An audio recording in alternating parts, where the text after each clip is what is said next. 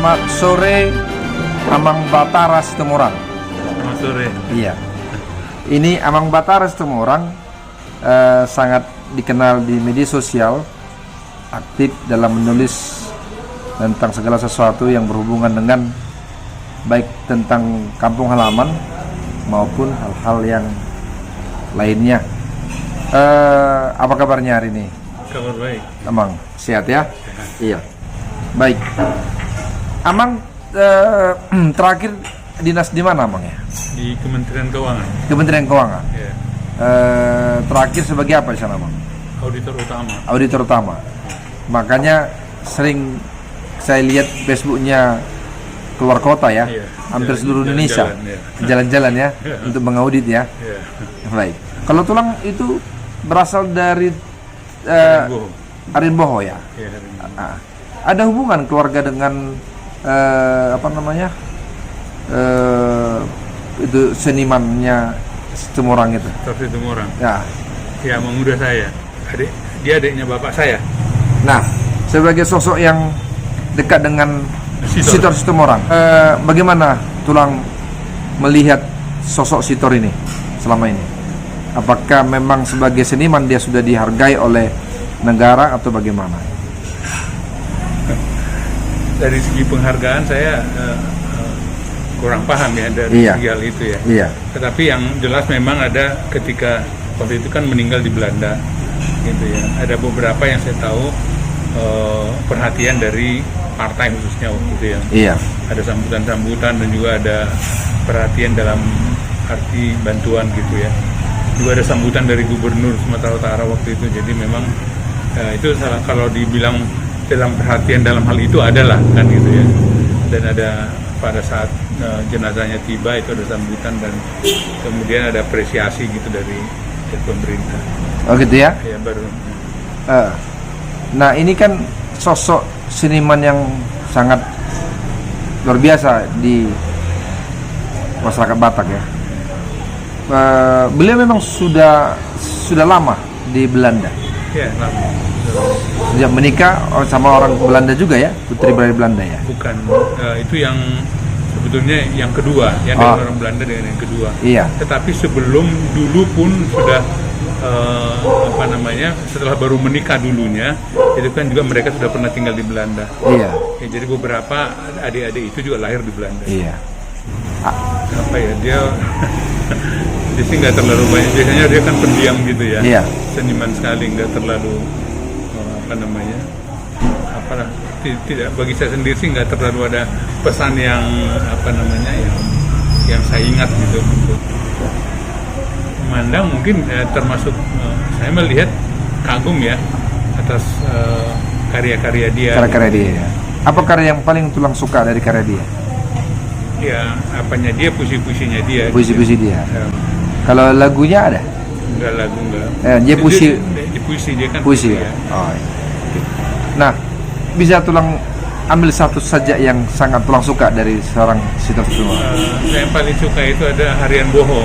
Apa katanya sih itu? Ya, itu dia menceritakan tentang keindahan Harian Boho gitu ya. Iya. Kemudian lokasinya dalam lembah dan dia bisa menjelaskan tentang Harian Boho dalam bahasa sastra yang sangat bagus. Jadi itu sangat indah menurut saya, luar biasa. Iya. Baik. Nah, untuk tulang sendirilah sebagai seorang sosok Situmorang yang dihargai di sekitar kawasan Tili lah ya. Tulang punya anak berapa? 2 orang. 2 orang. Laki-laki? Perempuan laki. Sepasang. Sepasang. Yang paling besar Perempuan. sekarang di mana? Di Jakarta. Sudah menikah? Belum. Oh, udah selesai kuliah. Sudah selesai kuliah. Oke. Yang nomor 2 sekarang di mana tuh? Di Amerika. Ya. Di Amerika. Sebagai Ya bekerja di US Army. US Army. Ya. US Army maksudnya tentara. Iya. Tahun berapa dia masuk tulang? Tahun berapa ya? Sekitar mungkin 5 tahun yang lalu. 5 tahun lalu. Apakah dia US Army datang ke sana atau memang sekolah dulu dia di sana di Amerika? Ya, dia mendaftar. Mendaftar. Enggak, maksud saya dia sebelumnya sekolah di Amerika. Sekolah ya. Dia di sana mulai dari SMA, kelas 1 SMA di Amerika. Di Amerika sampai selesai. Berarti senior high school-nya di Amerika ya? Iya. kemudian dia kuliah 2 tahun Iya, di college gitu ya. college. Berarti hanya program 2 tahun gitu ya? Sebetulnya nggak, program college-nya itu 3 tahun. Tapi pada tahun kedua dia daftar di US Army gitu. Gitu ya? Terus kemudian dia diterima. Diterima. Nah, terus kemudian dia tinggalkan kuliahnya dulu. Oh, Ya, jadi di awalnya dia 6 bulan. Nah, Iya. terus kemudian akhirnya dia bekerja di bekerja di US Army. US Army. Bekerja sebagai anggota US Army. Terus kemudian sambil kuliah Iya, di college gitu. iya. Nah, kemudian 1 tahun dia diterima di US Army, dia pernah dapat penugasan ke Afghanistan. Kemana? Afghanistan. Ya, gitulah. Nah, pulang dari sana dia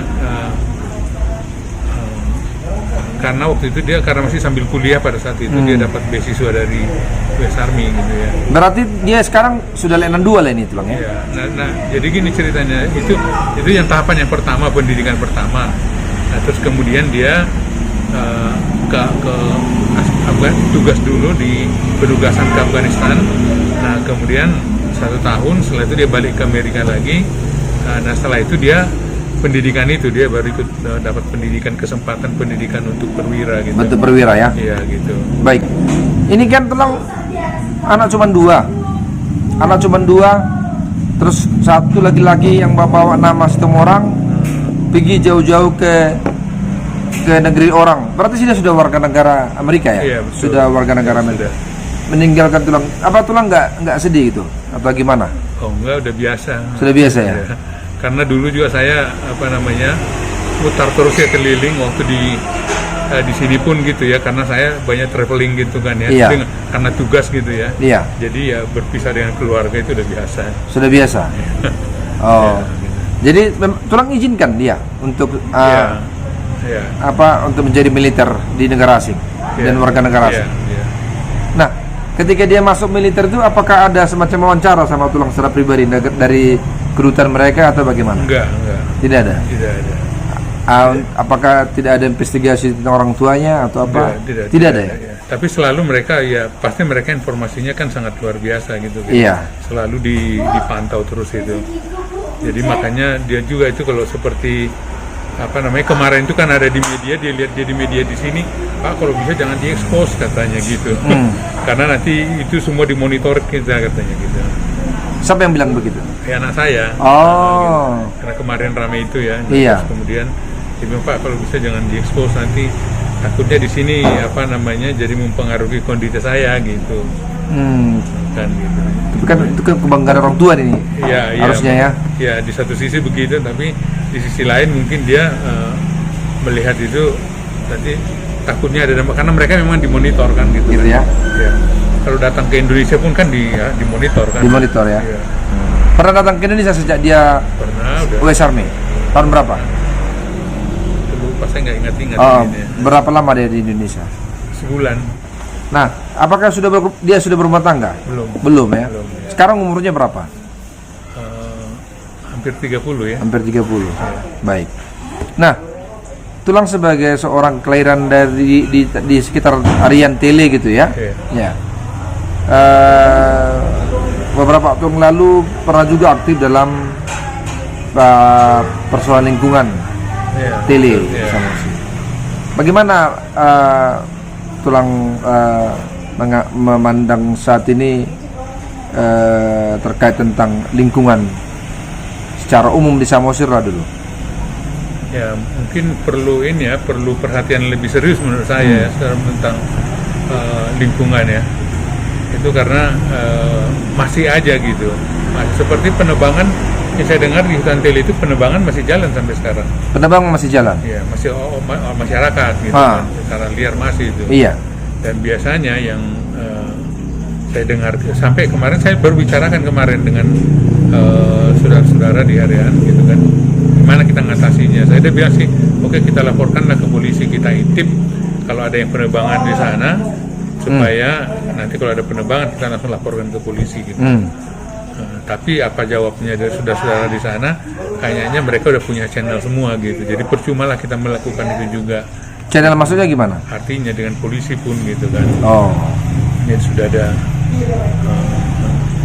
sudah dilindungi lah, gitu kan. Jadi kalau itu yang kita lakukan itu nggak akan ada hasilnya gitu. Itu menurut yang saudara ini ya. Tapi nggak tahu apakah ini perlu diungkap di sini, saya nggak, dan silahkan nanti ini. Tapi kondisinya memang gitu. Jadi agak repot memang kan gitu kan. Tapi memang Tulung Batara melihat bahwa lingkungan Tele itu sudah sangat mengkhawatirkan. Mengkhawatirkan itu. Nah, seperti itulah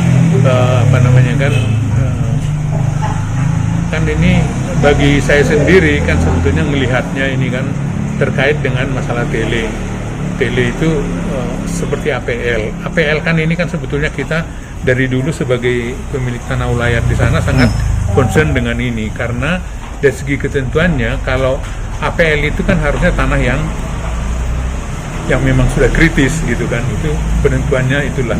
Tapi kalau virgin forest yang dijadikan APL itu sama sekali tidak masuk akal. Jadi kita melihat ini dulu waktu penetapan APL ini akal-akalan juga, ini penetapan APL sebetulnya tujuannya untuk ngambil kayunya aja gitu.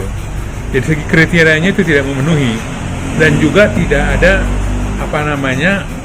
izin dari masyarakat setempat dalam penentuan APL itu tidak ada itu.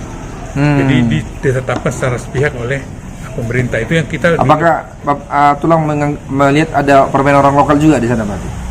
Ya, kalau dalam penetapan APL-nya saya nggak melihat itu. Tapi setelah APL itu kalau mengenai status APL itu kan sepihaknya ditentukan kan? Iya. Ya kan gitu. Itu tidak ada.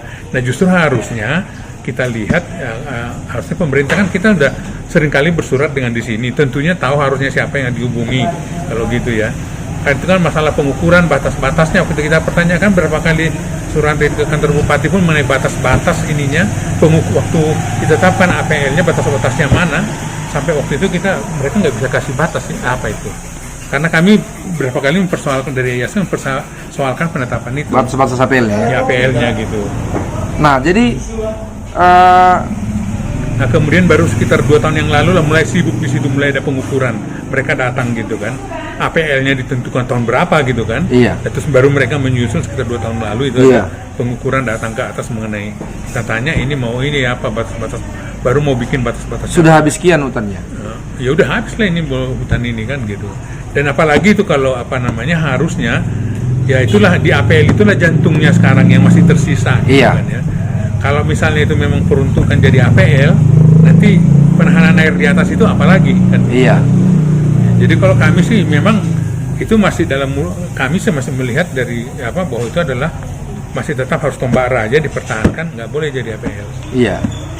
Nah sekarang banyak kepemilikan pribadi sekitar hutan Tele ini, gimana Tulang menganggapnya?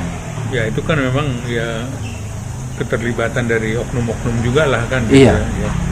Itu yang menjadikan lah. Iya. Sebetulnya saya juga waktu itu udah berapa tahun lalu ya, mungkin 3 tahun lalu saya udah pernah datang ke BPN Samosir mempermasalahkan hal itu ketika mulai terbit gitu ya, ada yang menjual di masyarakat ya.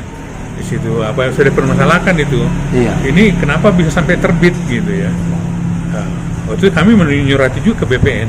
Ini ada tanah ulayat, kenapa bisa sampai terbit akte-akte untuk orang-orang pribadi kan gitu. Iya. Oke. Menurut Tulang, apa yang dilakukan sekarang oleh komunitas Situmorang yang melakukan penanaman sekarang ini bagaimana? Nah sekarang ini memang kan kita kemarin itu ya hutan wisata itu memang ada 740 hektar ya, iya. yang dikelola kepada kita. Iya. Ya, nah itu memang itu kesulitannya tadi dalam hal kita menjaga ini keutuhan ini hutan ini supaya tetap itu kita punya kesulitan seperti itu tadi.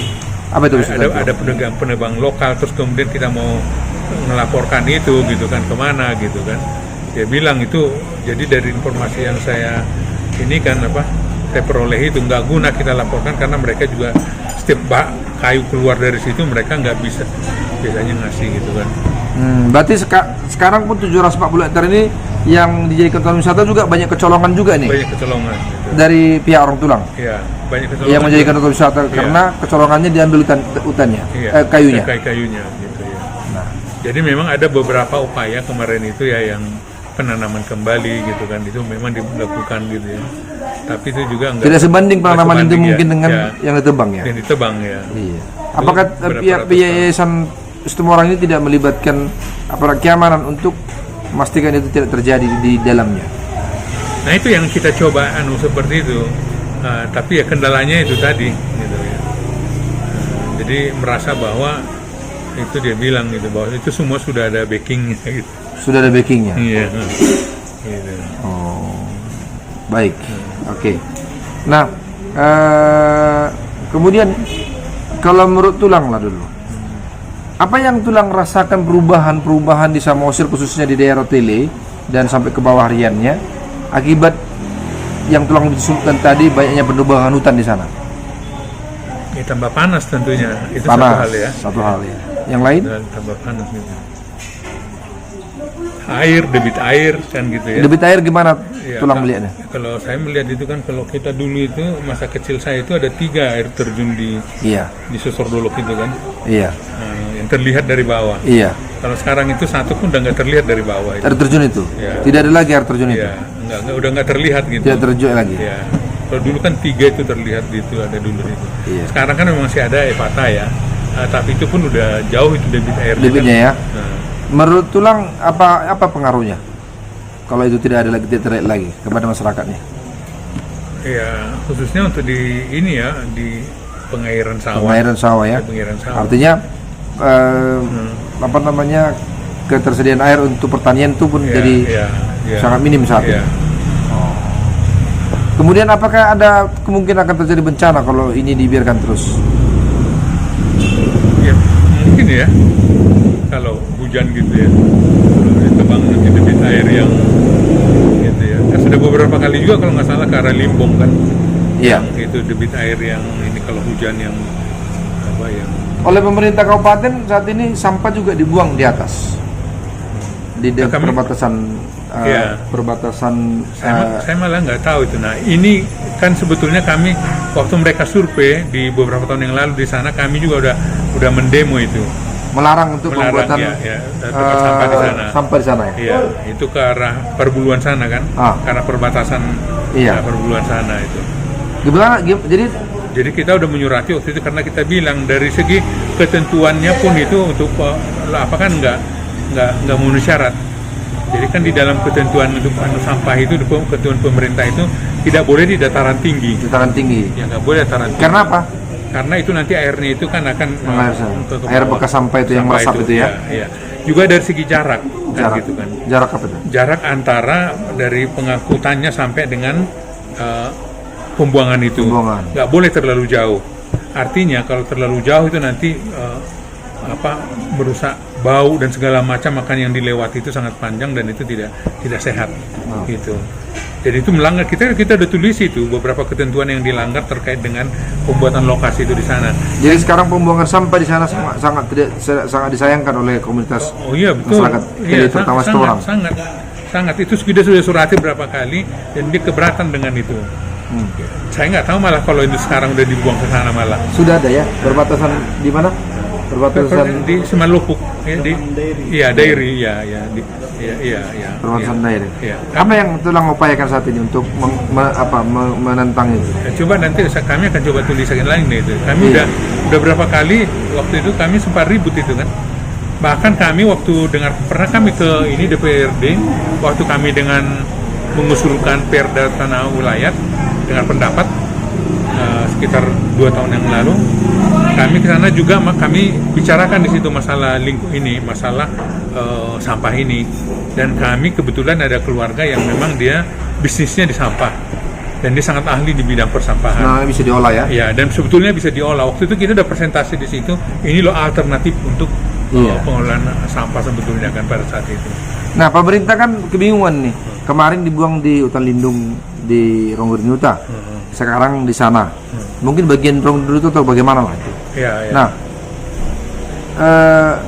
menurut Tulang kayak mana sebenarnya? Apakah tidak ada manajemen yang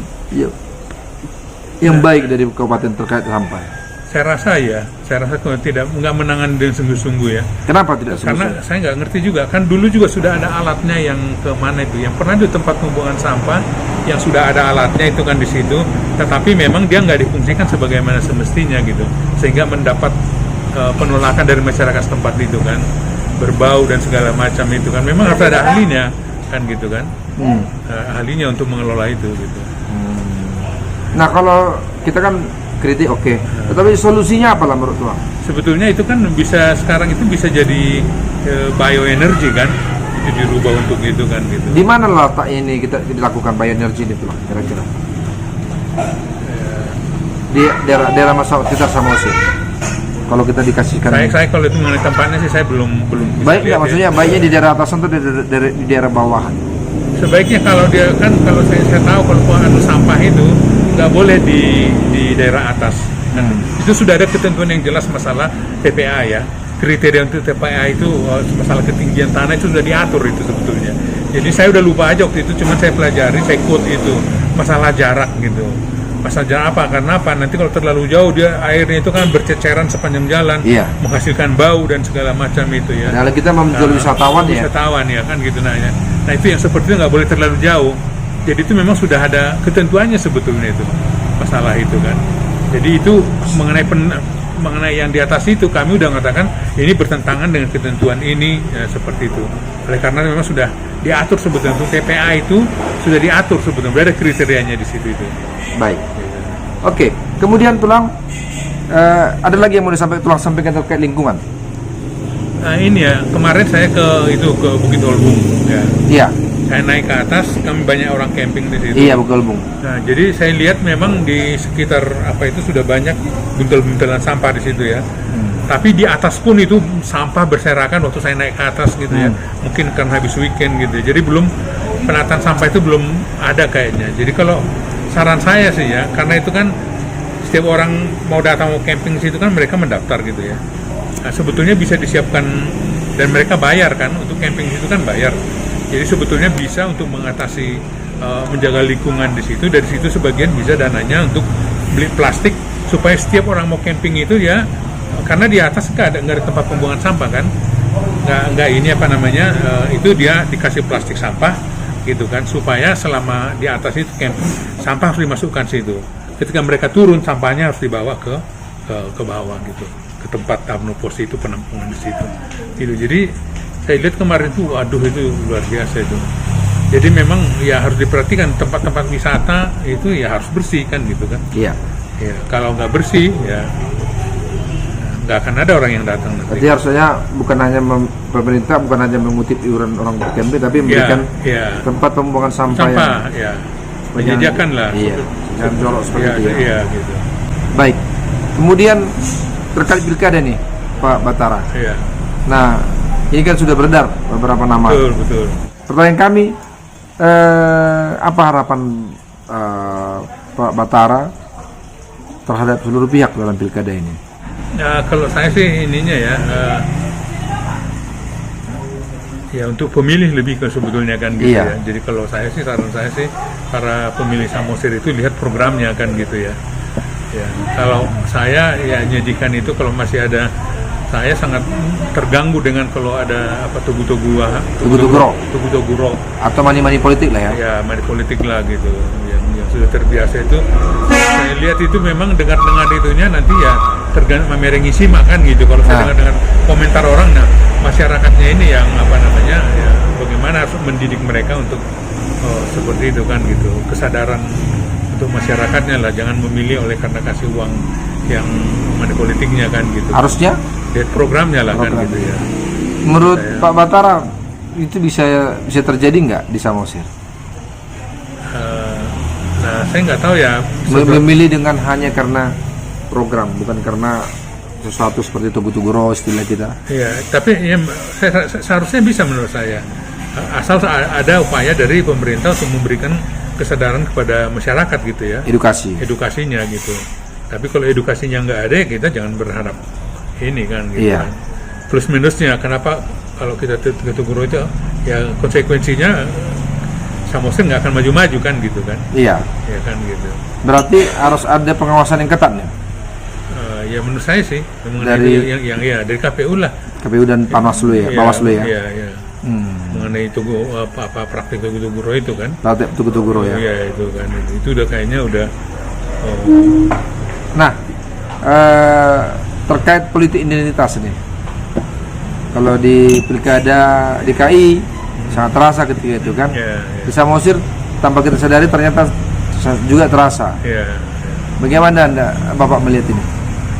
Ya kalau ya konsekuensi dari dari para daton di kita ya, seperti beberapa hal yang seperti kayak hubungan darah kayak gitu-gitu kan sudah, ya lagi-lagi itu tadi masyarakat harusnya itu harus diberi pendidikan gitu ya.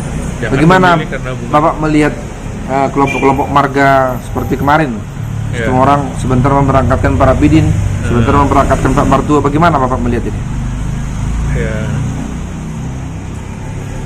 Ya memang ini jadinya kan ini di satu sisi kalau dilihat dari itu tadi kan bahwa kita sebagai masyarakat Batak itu kan partu turun sangat kuat kan gitu Iya. ya. Asalkan jangan ini aja ada keharusan untuk memilih ya. Saya senang dengan beberapa teman yang juga dari semua orang melihat itu harus netral gitu ya. Ya kalau hanya sekedar mendoakan, ya semua didoakan gitu kan ya, karena semua terkait gitu ya. Kalau semua dikasih kesempatan untuk mendoakan, saya rasa masih netral aja itu kan. Gitu. Apakah ini menurut Tulang Batara tidak termasuk bagian daripada politik identitas? Termasuk, tapi itu tadi mungkin di tengah-tengah identitas tadi itu ya, tapi semua pada posisi yang sama kan di situ kan ya. Dalam posisi yang sama, makanya kalau misalnya seperti sekarang kan sudah 2 calon yang sudah dikasih kesempatan yang sama gitu kan. Kan sebetulnya karena yang ketiga pun ada keterkaitan juga kan dengan identitas tadi kan ya. Nah, kalau mereka minta ya juga harus diberikan doa yang sama kan gitu kan. Iya. Ya, jadi di situ ada artinya kalau pada kondisi itu semuanya mempunyai kesempatan yang sama ya nggak apa-apa juga menurut saya sih. Iya. Asal nggak ada, ini saya dengar kemarin yang ini di sini nggak ada orasi politik malah kan, yang kedua ini kemarin ini ya si Pantas ini kan. Iya. Iya kan, saya rasa kalau hanya Tangiyang aja gimana kita mau mengurai kan gitu. Iya. Kan? Iya gitu. Jadi prinsipnya apalah yang Tulang harapkan kepada penghuni Situmorang dan penghuni marga yang lain supaya Tidak, kalau saya melihat ini jangan memaksakan, asal jangan mengarahkan pilihan itu pada seseorang kandidat kan gitu kan. Kalau misalnya ada seperti Tangiyang terus kemudian dijelaskan tetap siapapun dari punguan itu diberikan kebebasan untuk hak memilih. Kalau itu saya rasa nggak masalah gitu. Asal jangan ikonodo pilih tada, kalau itu nggak boleh kalau gitu kan. Kalau udah mengarahkan untuk memilih seseorang, menurut saya itu nggak patut lah kan gitu kan. Tapi kalau misalnya dalam pertemuan tetap kebebasan individu dijunjung tinggi gitu kan, nah itu nggak masalah menurut saya. ya. Nah, gitu. Baik. Kemudian ini Pak Batara, kemarin beberapa waktu lalu kita sudah sah masuk ke dalam badan UGG. Ya. United Global Geopark. Geopark ya. Ya, salah satu badan dari UNESCO ya, untuk terkait tentang Pengakuan geopark. pengakuan geopark dan juga warisan dunia ya. Baik. Gimana Bapak melihat Geopark Kaldera Toba menjadi masuk dalam bagian pada UGG? Ya, kalau saya sih dari UGG ini saya nggak melihat bahwa itu belum melihat sebagai keberhasilan ya. Karena apa? Karena diterimanya sebagai gitu kan masih dengan syarat kan gitu kan ya. Jadi tidak memang karena sudah dilakukan penilaian dengan benar sehingga dia memenuhi syarat yang sudah ditentukan. Dalam kenyataannya kalau nggak salah masih ada 9 yang syarat yang harus dipenuhi. Dan kalau saya lihat itu masih sama dengan masalah yang penilaian sebelumnya itu waktu itu gagal kan. Kan sudah pernah penilaian Geopark Danau Toba ini gagal karena apa? Ada 9 poin itu yang belum dipenuhi. Nah, sehingga dia gagal, tidak diterima. Nah, setelah beberapa tahun kemudian lakukan penilaian lagi, ternyata itu juga belum. Tetapi di sisi lain dia sudah diterima jadi anggota dari UGG kan gitu kan. Jadi kalau saya belum melihat itu sebagai keberhasilan yang sesungguhnya, masih semu. Artinya kalau dalam 4 tahun ini kita tidak bisa memenuhi ini, kan itu akan dicabut lagi, kan gitu kan. Jadi itu keanggotaan itu akan dicabut otomatis. Dan sejauh ini saya melihat kalau dengan upaya yang kebetulan beberapa tahun yang lalu saya ikut Geopark, ada seminar Geopark di Bandung yang diadakan oleh Parahyangan sama ITB pada saat itu. Ya, ada seminar tentang geopark. Ada hal-hal yang memang menurut saya tentang khususnya masalah pendidikan ya. Jadi pendidikan tentang geopark itu terhadap masyarakat.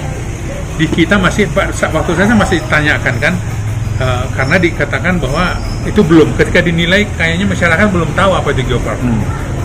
Nah kan gitu. Salah satu syaratnya kan itu bahwa masyarakat ini sudah teredukasi geopark itu apa.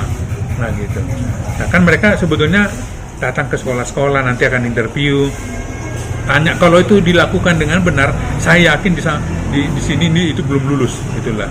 Dan terbukti memang masih dikasih catatan itu kan ya. Iya. Ya gitu. Jadi, jadi ya kalau dibilang bangga ya gimana ya?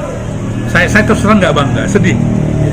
Saya malah kemarin itu saya merasa ini tidak akan lewat dengan tidak akan layak untuk dimasukkan kan gitu kan. Saya sudah keliling katakan ini, saya coba melihat tadinya itu kan di mana di sini ada tanda-tanda keterangan mengenai geopark. Saya belum lihat tuh.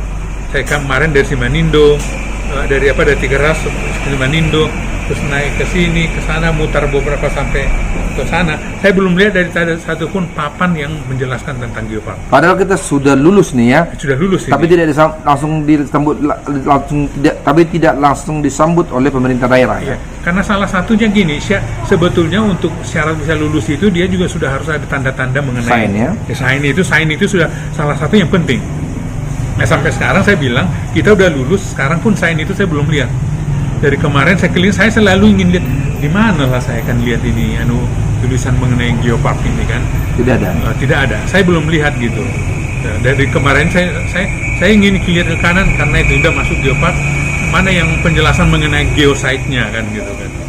Itu belum ada itu. Berarti dengan kata lain lembaga yang ditunjuk untuk menangani geopark di Samosir itu termasuk gagal juga lah ya, manajer geoparknya di Samosir gitu. Ya, karena tidak melakukan itu. Ya, karena ada beberapa geosite di sini. Sebetulnya udah jelas kan harusnya dengan kegagalan yang penilaian sebelumnya itu kan dari UNESCO itu kan menjelaskan ini loh, Anda belum di sininya, Anda belum di sininya, Anda belum di sini. Tinggal sebetulnya itu aja kan gitu. Tinggal itu aja, bikin tanda-tanda mana geosite-nya kan tinggal bikin itu. Artinya harus disambut lah seluruh stakeholder ya. Iya, betul. Terutama stakeholder terkait itu ya. Ya, jadi memang perlu di sini untuk menjadi ketua geopark itu jangan hanya orang yang duduk aja, enggak kan, perlu koordinasi kan gitu kan, instansi terkait gitu kan, bagaimana organisasi. Misalnya seperti pendidikan. Ya, untuk bisa pendidikan ini sebetulnya ya harus ada pendekatan dengan provinsi kan gitu loh. Siapkan bahannya. Pendidikan apa dimaksudnya? Tentang geosite. Jadi sebagai Danau Toba sebagai kaldera ini harus sudah salah satu syaratnya adalah masyarakat di yang sekitar ini harus tahu apa itu geosite. Tapi sudah ada di apa? Di Sigulati diterangkan itu. Di Sigulati, apa orang langsung ke Sigulati kan enggak? Harusnya di mana itu? Itu harus masuk dari kurikulum pendidikan dasar ya. Ya, pendidikan dasar, paling tidak sampai SMA lah. Akan gitu kan di sini kan masuk di pendidikan dasar di Samosir ini itu harus ada itu seperti itu. Nah, kita kan belum. Nah, waktu saya di Bandung saya tanya lagi, sudah ada nggak materi untuk sosialisasinya? Nah, kemarin itu waktu di Bandung itu dikatakan sampai saat itu belum ada tetap.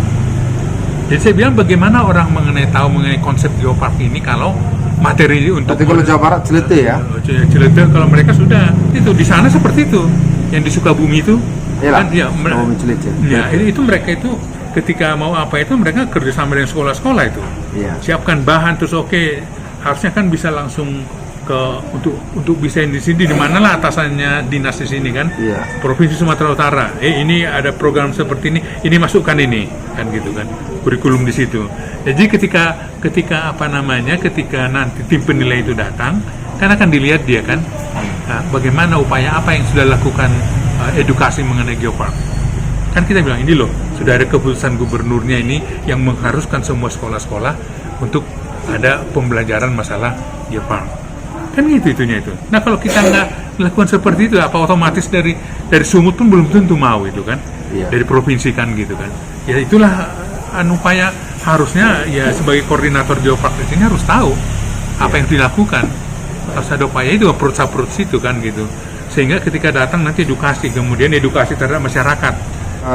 Supaya nanti kalau ada 4 tahun lagi mereka datang, mereka nilai kan gitu kan, datang itu ya sudah bisa lolos. Kalau enggak masih seperti ini, saya yakin ini euforia aja, aduh bahagia kita udah terima masuk, so what gitu loh. Euforia sementara ya. Iya, gitu. Padahal masih banyak catatan ya. Ya, ada 9 saya Dan baca itu ada 9. harus dijaga untuk dipastikan Itu dipenuhi. dipenuhi. Iya gitu. Ya. Jadi ini lulus bersyarat lah kan gitu ini kan. Bersyarat. Kalau 9 syarat itu yang aku rasa yang dulu pun gagal itu karena itu yang nggak dipenuhi juga. Iya. Nah makanya kemarin itu saya pikir ketika dikatakan masuk kok bisa ya, luar biasa banget ini, gimana caranya ini kan gitu. Karena waktu saya udah ikut membahas waktu itu dan masih sangat ini masih jauh lah gitu lah. Jauh ya. Ya saya gitu waktu itu. Kalau ini benar-benar nanti dikelola secara benar kan, luar biasa kan sebetulnya ini, bisa promosinya, bukan hanya kita lagi yang mempromosikan kan, dari yang UGG yang dunia pun sudah turut mempromosikan ini ya. Sama pariwisatanya, kalau saya lihat juga kan kita di sini kan belum ya, saya baca kebetulan kemarin saya baca di RPJP-nya Samosir, pengembangan di sini kan jadi pariwisata bertaraf internasional kan gitu kan, yang seperti itulah. Nah, tapi saya lihat apa yang dia cantumkan di sini sampai sekarang juga belum, masih jauh lah itu. Jauh ya. Iya.